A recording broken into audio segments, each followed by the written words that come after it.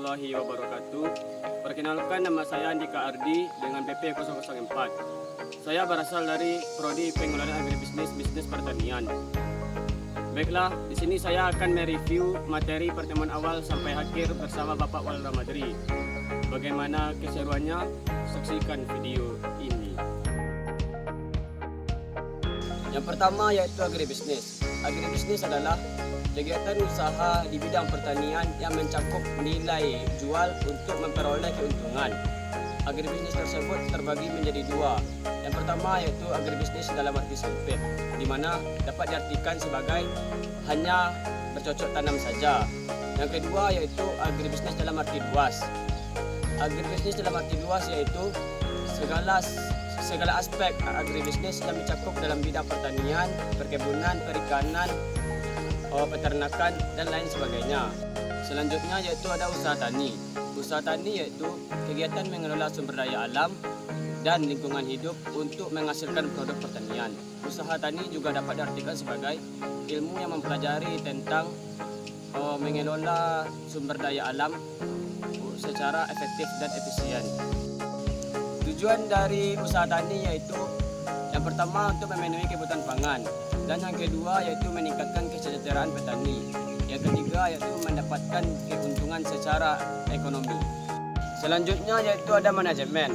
Manajemen adalah suatu proses mengelola atau mengatur segala sesuatu yang dilakukan dengan individu ataupun kelompok untuk mencapai tujuan secara kooperatif menggunakan sumber daya yang tersedia.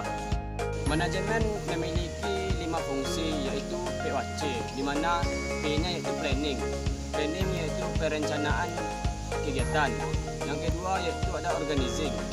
Organizing adalah pengorganisasian kegiatan. Yang ketiga ada actuating. Actuating adalah pelaksanaan kegiatan. Dan yang keempat ada controlling. Controlling adalah pengawasan atau pengendalian segala kegiatan.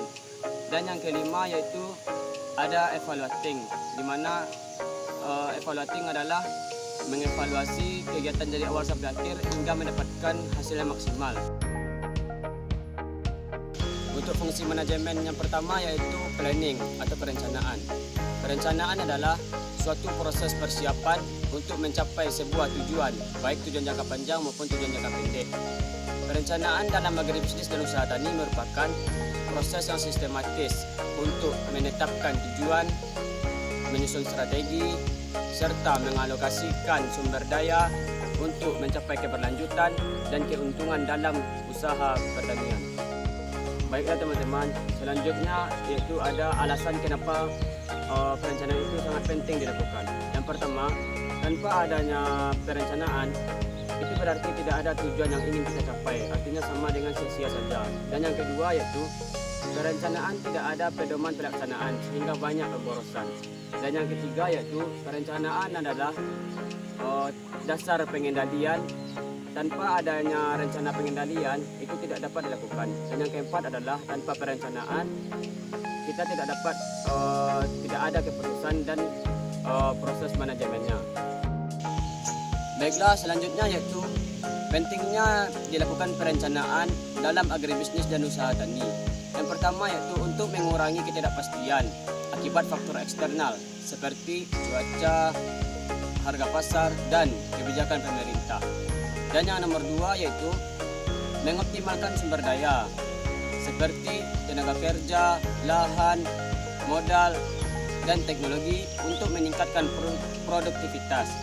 Dan yang nomor 3 yaitu untuk memastikan efisiensi dan profitabilitas dalam produksi dan distribusi. Dan poin terakhir nomor 4 yaitu untuk membangun pengambilan keputusan dalam berbasis data dan informasi yang akurat. Jenis perencanaan. Jenis perencanaan ini terbagi menjadi 2. Yang pertama yaitu perencanaan strategis dan yang kedua yaitu perencanaan operasional. Apa itu perencanaan strategis? Perencanaan strategis yaitu yang dirancang untuk memenuhi tujuan-tujuan organisasi yang lebih luas. Sedangkan perencanaan operasional yaitu mengurai lebih terperinci bagaimana rencana-rencana strategis akan dicapai. Selanjutnya yaitu komponen perencanaan dalam agribisnis dan usaha tani, di mana ini terdapat 4 bagian. Yang pertama yaitu perencanaan produksi, yang kedua perencanaan keuangan, yang ketiga perencanaan pemasaran, dan yang keempat perencanaan risiko. Di poin pertama yaitu perencanaan produksi, di mana kita dapat menentukan komoditas apa yang akan kita tanam dan apa yang akan kita produksi. Dan yang kedua yaitu menentukan jadwal produksi, dan yang ketiga yaitu menyusun kebutuhan sarana seperti benih, pupuk, pestisida, dan tenaga kerja. Yang kedua yaitu perencanaan keuangan, di mana kita dapat menyusun dari mana sumber pendanaan yang kita dapat, contohnya seperti dana sendiri, pinjaman, atau subsidi. Dan kita dapat menentukan estimasi biaya produksi dan kebutuhan investasi. Yang ketiga yaitu ada perencanaan pemasaran, di mana kita dapat mengidentifikasi target pasar dan segmen pasar. Yang kedua yaitu menjalin kemitraan dengan distributor, pengepul, dan koperasi untuk memperluas akses pasar. Dan kita dapat menentukan strategi pasar, distribusi, dan promosi. Yang keempat yaitu perencanaan risiko, di mana kita dapat mengidentifikasi potensi risiko dari gagal panen, fluktuasi harga, dan perubahan kebijakan. Selanjutnya yaitu ada analisis SWOT. Analisis SWOT ini terbagi menjadi 4. Yang pertama yaitu strength atau kekuatan, yang kedua weakness atau kelemahan, yang ketiga opportunity atau peluang, dan yang keempat yaitu threats atau ancaman. SWOT ini juga memiliki manfaat berbagai macam. Yang pertama yaitu untuk mempermudah pengambilan keputusan, menciptakan inovasi baru, memperluas jaringan pemasaran, dan mengatasi kerugian besar. SWOT ini juga memiliki matriks strategi yang terbagi menjadi 4 bagian. Yang pertama yaitu strategi SO, di mana strategi yang menggunakan kekuatan untuk memanfaatkan peluang. Yang kedua yaitu strategi WO, strategi yang meminimalkan kelemahan untuk memanfaatkan peluang. Yang ketiga yaitu strategi ST, strategi yang menggunakan kekuatan untuk mengatasi ancaman. Dan yang terakhir yaitu strategi WO, yang terakhir yaitu strategi WT, di mana strategi yang meminimalkan kelemahan untuk menghindari ancaman. Pengorganisasian dalam manajemen agribisnis dan usaha tani. Pengorganisasian yaitu proses yang mengatur sumber daya dalam suatu sistem untuk mencapai tujuan secara efektif yang melibatkan penataan dan pengelolaan berbagai elemen. Tujuan dari pengorganisasian berfokus pada penggunaan sumber daya termasuk tenaga kerja, modal, material secara optimal untuk mengurangi pemborosan dan memaksimalkan hasil. Selanjutnya yaitu jenis struktur organisasi. Jenis struktur organisasi ini terbagi menjadi 3. Yang pertama yaitu struktur fungsional, yang kedua struktur matriks, dan yang ketiga struktur tim. Struktur fungsional yaitu pembagian organisasi secara spesifik. Setiap anggota kelompok mendapatkan tugas yang jelas seperti memproduksi, pemasaran, dan pengelolaan. Yang kedua yaitu struktur tim. Yang kedua yaitu struktur matriks. Struktur matriks yaitu setiap karyawan memiliki 2 atasan untuk menanggapi proyek dan kebutuhan pasar. Yang ketiga yaitu struktur tim. Struktur tim ini mengedepankan kerjasama antar kelompok untuk mencapai sebuah tujuan yang efektif dan efisien. Selanjutnya yaitu proses pengorganisasian. Yang pertama yaitu penentuan tugas utama. Penentuan tugas utama ini melibatkan analisis mendalam tentang tujuan organisasi yang akan kita capai.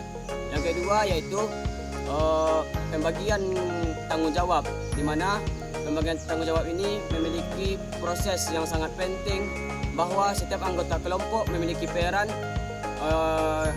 penting dan tugas yang sudah dikasih untuk mencapai tujuan bersama. Baiklah teman-teman, selanjutnya ada tantangan dalam pengorganisasian agribisnis. Yang pertama yaitu tantangan pasar yang meliputi perubahan permintaan pasar, fluktuasi harga, dan persaingan global. Yang kedua yaitu kebijakan pemerintah, kebijakan pertanian.